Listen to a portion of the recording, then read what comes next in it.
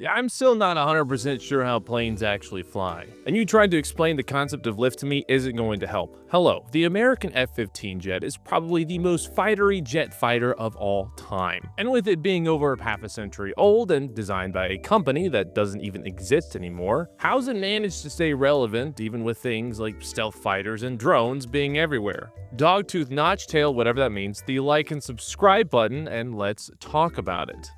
This is the F-15EX Eagle II, the latest and greatest version of the F-15 that first joined the US Air Force's fleet in March of 2021.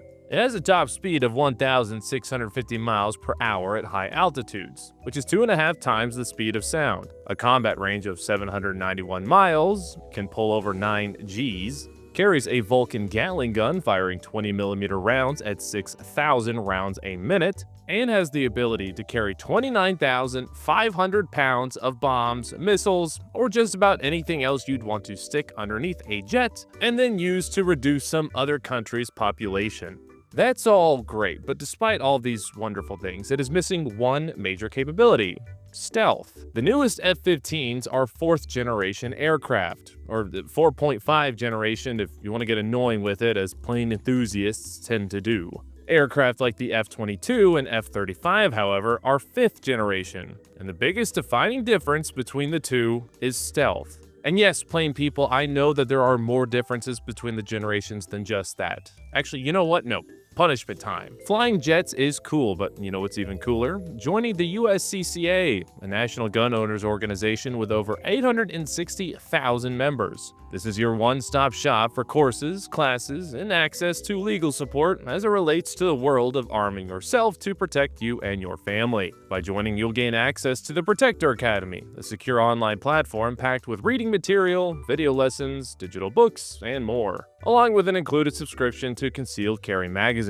Most importantly, you'll gain access to their network of legal representation and self-defense liability insurance. Even when you are forced into a self-defense situation and did everything right, it's still going to cost you time and money and could still potentially land you in jail. With the USCCA's trusted legal reps, you can carry knowing that you are not only physically protected, but legally too. If you want to support the channel, make sure to sign up today using the link you see on the screen and down in the description. Thank you USCCA for sponsoring the channel, and now back to the video. F-35s are the latest major fighter platform to join the Air Force, and come with every bell and whistle you can imagine, and all the classified ones you can't because they haven't been leaked on a War Thunder forum yet. The F-35, used by the Air Force specifically, costs about $85 million. The F-15EX, however, costs upwards of $97 million. And of the 3 fighter jets still in production specifically for the US military, the F-35, FA-18, and F-15EX, it is by far the most expensive. So we have a very old jet that also costs more than the newer ones with all the fancy technology, and the US seems more than happy to spend nearly $12.5 billion on the EX program just to get more. It kinda seems like we're going backwards a bit, so what's keeping this thing around so much? Well, to put it simply, this thing fucking slaps. When your kill ratio is 104 to 0, it's pretty obvious you're doing something right, but more on that part later. To explain why it slaps, we're gonna have to go back in time a little bit, but not like too far back where you can just tell the YouTuber is trying to make the video longer. In the late 60s, the US realized that Soviet airframes were starting to outmatch American ones in the realm of air-to-air combat. This was really driven home after the creation of the MiG-25, which was faster and could fly farther than any single American plane, including the new prototype ones we were working on. The Air Force at the time was trying to build a plane that was decent in air-to-air combat but could also serve as an attack plane. After reports of the MiG-25 made their way back to the States, the Zoomies decided they were going all in on air superiority. But Justin, isn't shooting at other jets attacking them? It is, yes, excellent point, gold star. Single or double seat jets, much like myself, exist on a spectrum and generally fall into 3 categories these days: attack, multi-role, and air superiority. Attack jets like the A-10 are designed very specifically for destroying ground targets and providing close air support. They're generally slow and less maneuverable, but those characteristics actually make them better for that job. They carry a ton of ordnance and are built to have long endurance times. Endurance in military aircraft refers to how long they're able to stay in the fight and is mostly a measure of how long they can go without needing to head home for fuel and ammo resupply.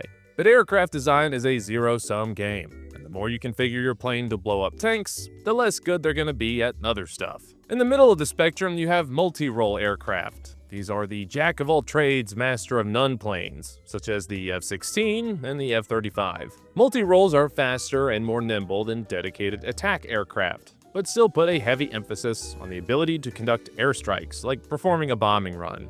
Their added speed and maneuverability allows them to dogfight, and are built to be a bit more modular in their loadouts, although they perform worse in those specific missions than dedicated aircraft. These are the workhorses of Air Force fleets, and oftentimes make up the bulk number of fixed-wing combat aircraft.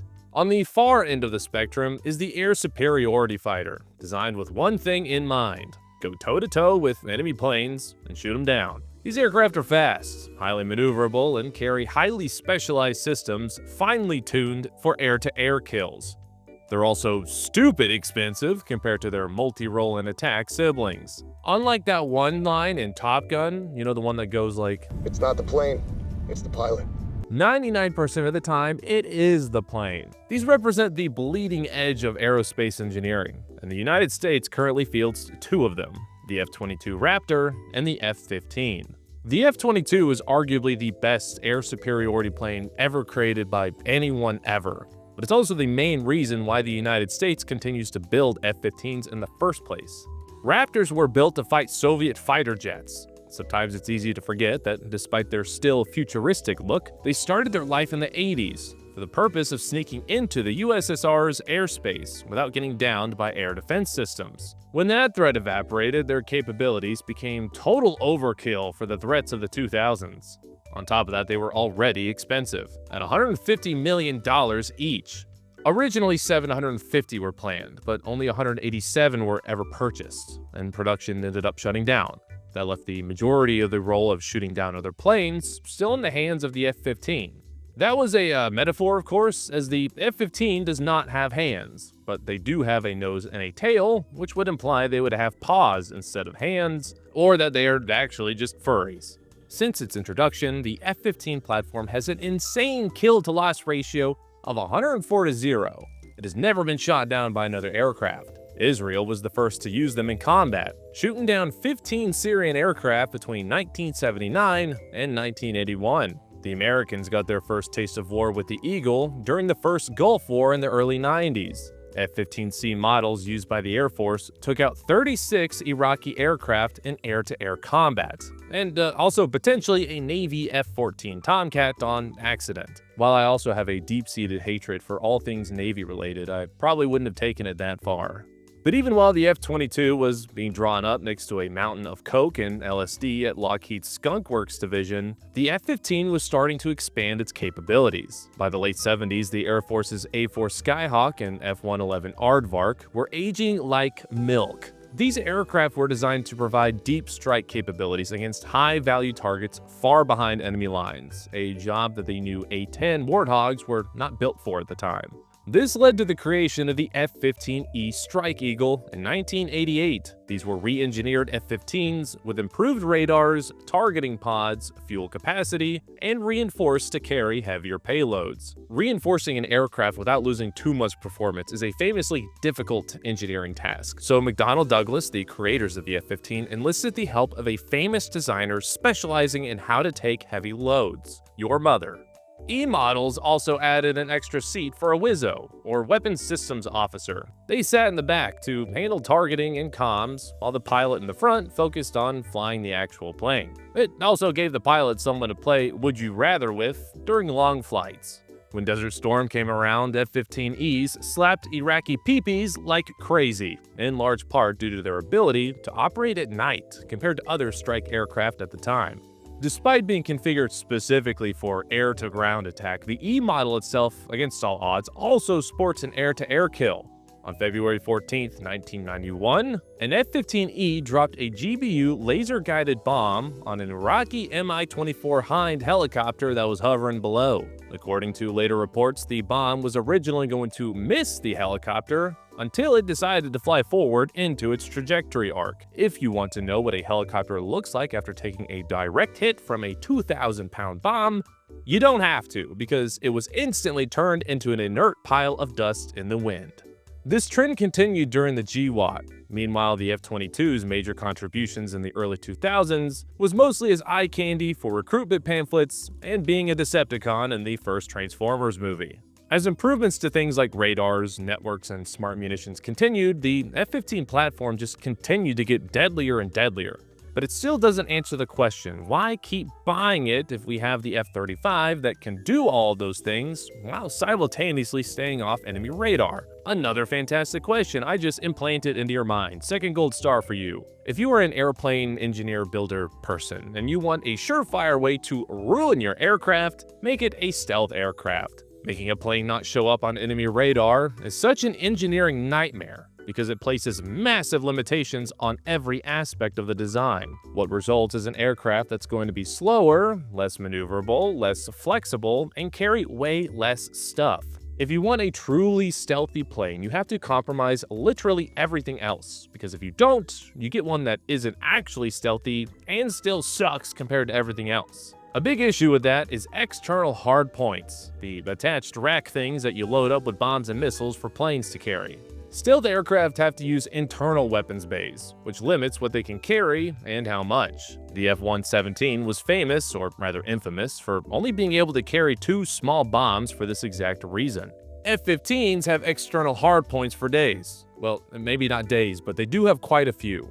F-15C air superiority fighters have 8, while F-15E Strike Eagles have 15. The new F-15EXs have 15 as a baseline, but future development is expected to make that number go up by at least a few. Putting your ammo on the outside of your plane means you can carry more of it, and bigger ones, because you aren't constrained by an internal weapons bay. Certain rounds like the AIM-174B Gunslinger, which are massive, very long-range air-to-air missiles, cannot be carried by F-35s or F-22s because of how big they are, but they have no issue being slapped on the side of older, not stealthy FA-18s.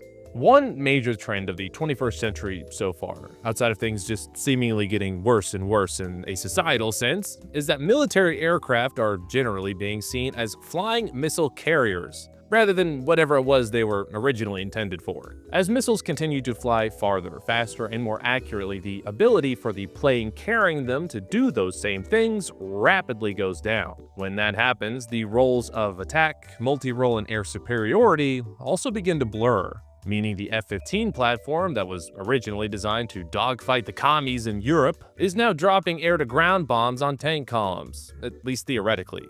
When it comes to being said missile carrier, the F-15EX is the king, and it's not even close.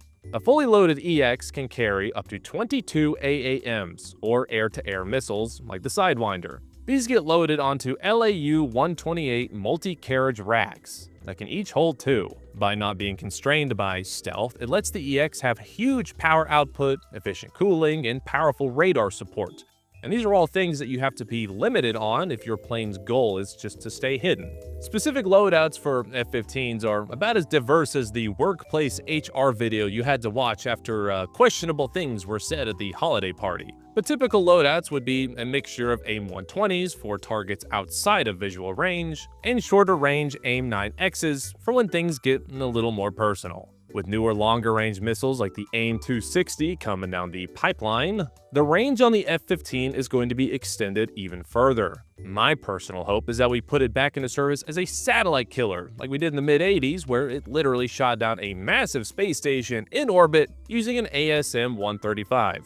Actually, I don't, because space debris is already a problem, but maybe like a spiritual successor to it or something?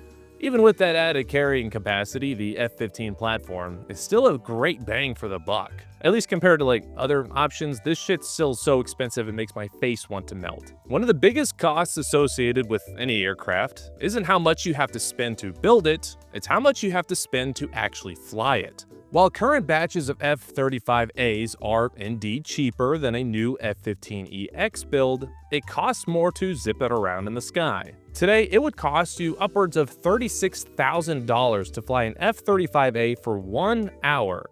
An F-15EX, on the other hand, is between $27,000 and $29,000 per hour. Like I said, $29,000 is still a face-melting number, but it is less. When you consider that American Air Force pilots fly for hundreds of hours a year, the math starts to math in the F-15's favor. Add in the fact that you don't have to protect non-stealth aircraft as much against things like the weather, and spare parts are easier to get, they become much less of a headache in the minds of Air Force bean counters. Stealth is a cool ability, and it certainly leads to cool-looking aircraft, but when it's not needed, it's often an act of detriment. One of those times it's better to not have it is during intercepts. In 2022, NATO scrambled jets 570 times in response to Russian aircraft, and numbers have remained high in recent years as more and more drones cross over international borders. China similarly has forced countries like Japan to scramble fighters at increasing levels to intercept airspace violations. F-35s and 22s are bad at just sitting loaded on the runway, ready for quick alert status, for a myriad of reasons. F-15s, though, are perfect for it. Using non-stealth aircraft loaded for bear is a very visible and obvious response to those incursions, and they're also cheaper, which helps too. In situations like unconventional warfare in the Middle East, or in situations where air dominance has been achieved, using a 5th-gen stealth aircraft is generally just a more expensive and often worse way of doing things. But that doesn't answer the question as to why the F-15EX is still so much more expensive out of the gate than newer aircraft designs. Well, one thing to keep in mind is that the F-15EX is not an upgrade program. The EX came about because the F-15C model, which began production in 1978, did in fact enter production in 1978. By the 2010s, despite upgrades and life cycle extension programs, the airframes were old. When the idea of restarting F-22 production was quickly rejected by the Air Force, they realized they'd be using F-15s well into the 2030s.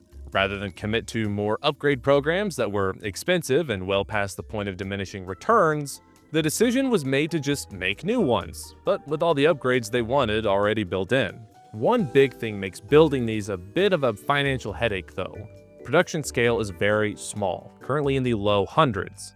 When the scale is small, costs go up. The F-35 platform, on the other hand, has 3,000 planned to be made total, meaning costs per unit is rapidly going down. EX models are primarily to only replace the C and D model, the air superiority versions, not all of them. F-15Es, being newer and sturdier, still have a lot of life left in them, and do just fine as is for the time being. The F-35 is also flown all over the world, while the F-15EX is just for us Americans, so we have to foot the entire bill for it, which is one of the biggest reasons why the F-22 was so expensive in the first place. But even in the scenarios of large-scale conflicts against heavily contested airspaces like China or Russia, non-stealth aircraft still serve an important role. Aircraft like the F-22, F-35, and the future F-47 are there to kick the door open, so to speak. Their job will be to punch a hole in the air defense bubbles, but once that bubble is burst, being that long-range missile carrier is going to be where the F-15 still really shines. It's expected that the EX model will continue service well into the 2040s, if not longer. And when the Air Force says things like that, it typically means they're going to keep this thing flying for time spans that rival human lifespans. At least in the lifespans that end when you're an old guy shitting himself while your family is trying to grieve your passing. To prevent that from happening, I myself have decided to pick up dangerous hobbies like Russian roulette or downloading dating apps in my hometown. But on that note, thank you for watching. I hope you enjoyed today's video. Please subscribe, and I will see you in the next one.